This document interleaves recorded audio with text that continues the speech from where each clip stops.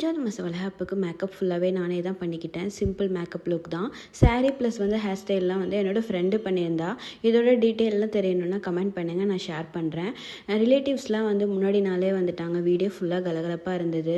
Morning 3 மணிக்கெலாம் இருந்துருச்சு. எங்கள் அத்தை வந்து எல்லாமே செஞ்சு வச்சுட்டாங்க. எங்கள் அம்மாவும் வந்துட்டாங்க. ரொம்பவே வந்து வீடே வந்து ஃபுல்ஃபில்லாக ரொம்ப சூப்பராக இருந்தது அதை பார்க்குறதுக்கே.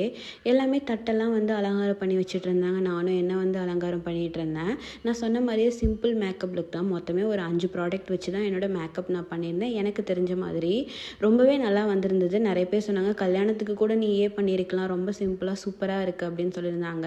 எனக்கு ஓவராலாகவே என்னோடய சாரீ வந்து ரொம்ப பிடிச்சிருந்தது. சாரீ தான் என்னை இன்னும் ஹைலைட் பண்ண மாதிரி இருந்தது. உங்களுக்கு இந்த சாரீ பிடிச்சிருந்ததுன்னா கமெண்ட்டில் சொல்லுங்கள். வளகாப்பு வந்து ரொம்பவே நல்லபடியாக போச்சு. ஃபஸ்ட்டு சாமி கும்பிட சொன்னாங்க. சாமி கும்பிட்டுட்டு அதுக்கப்புறமா எல்லோரும் முன்னாடியுமே வந்து உட்காந்துருந்தோம்.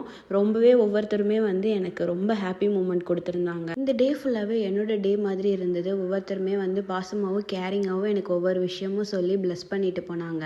அதுவும் நம்ம வீட்லேயே வச்சுருந்தோமா, ஸோ ரொம்பவே க்ளோஸ் டு ஹார்ட்டாக இருந்தது. என்னோட மேரேஜில் நிறைய விஷயம் சொதப்பிருச்சு. பட் என் வளகாப்பில் ஒரு விஷயம் கூட சொதப்பலை. இதே மாதிரி 7th மந்த்தும் நடக்கணும்னு நான் ப்ரே பண்ணிக்கிறேன். நெக்ஸ்ட் என்ன நடந்துச்சுன்னு அடுத்த வீடியோவில் போட சப்ஸ்கிரைப் பண்ணிவிட்டு வாட்ச் பண்ணுங்கள். பாய்.